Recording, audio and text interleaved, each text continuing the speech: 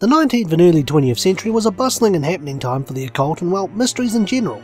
You had people trying to figure out dinosaurs, secret cult and religion were starting to mix, and people were popularising new discoveries and the mysteries that surround them.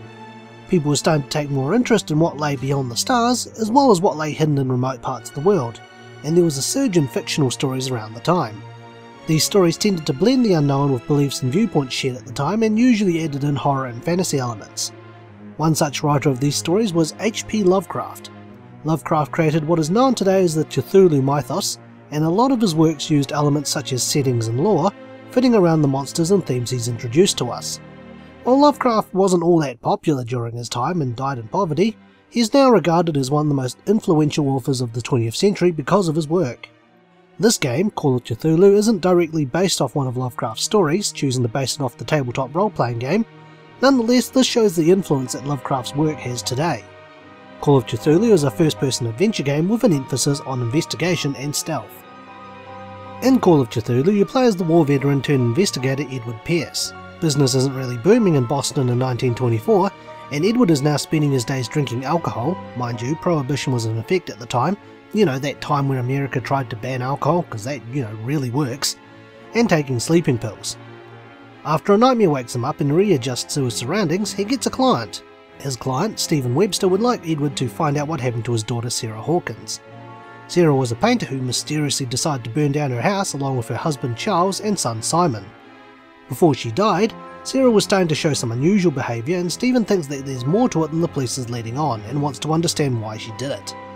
After reluctantly taking on the case, Edward sets out on the boat to the island of Darkwater.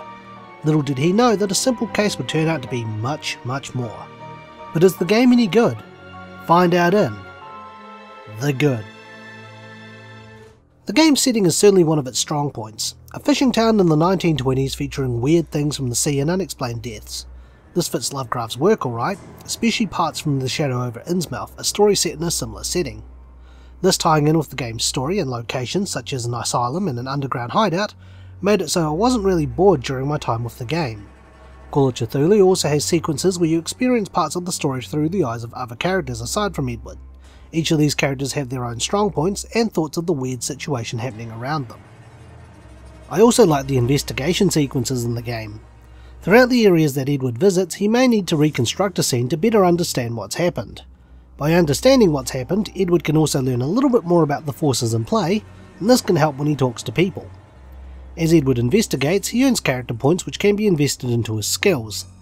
Depending on his skills, some dialogue trees may be available or locked to him, resulting in certain events happening. In the event of medical and occult knowledge, Edward can pick up books throughout the game that will boost up those skills. The only time where you can invest points into those skills are at the start of the game. This allows you to tailor Edward's skills as an investigator to your playstyle, and one skill in particular will enable Edward to locate hidden clues or pieces of information scattered throughout the game. Depending on how you play, this will affect what endings are available to you. But enough on the good, let's talk about what wasn't so good with the bad. Understandingly, there's only one sequence in the game where Edward actually gets to use a gun, and it's fairly late in the game. I won't spoil too much for you on why, but I felt that the game's gunplay was terrible. Granted that the chapter in question required you to use stealth and to avoid enemies since you have a limited number of bullets, but I think even a simple aiming system instead of clicking the mouse button and hoping for the best would have worked a little better.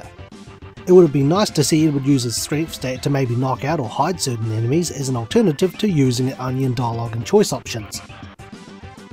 This is more of a minor issue, but I've encountered an issue with my game where I wasn't able to proceed with making my choice, thus forcing me to restart from the last checkpoint and continue. This was a small inconvenience, and thankfully it only happened in a couple of scenes, but outside of that and the odd clipping I had a reasonably bug-free experience. So with that, I think it's time that I give the opinion. Call of Cthulhu isn't the first game to use the mythos as a base, nor will I think it will be the last. In this showcase that I'm playing here are some of the games I own which draw inspiration from Lovecraft or use elements from his work, and I recommend giving these games a go if Lovecraftian horror is your thing. The game's setting and investigation mechanic was something I certainly liked, and the only things I really had a gripe with was I felt that the strength stat and gunplay could have been used a little bit more creatively, and some minor bugs.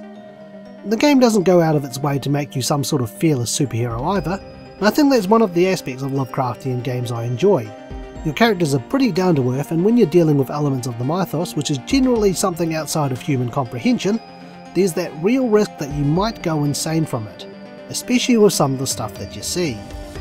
I enjoyed the plot of Call of Cthulhu for what it is, and I would recommend it for anyone who's a fan of psychological horror, as this game relies on that more than the standard of fear of jump scares, except for that one certain bit. So with that, it's time for my rating. I would give Call of Cthulhu, Lovecraft's rendition of the Elder Sign, out of 10. Thanks for watching, and stay tuned for the next Infinite Backlog review. If you enjoyed today's review, feel free to check out some of our other videos and subscribe for more. You can also follow us on Twitter, Instagram and our Facebook page. Once again, thank you for watching.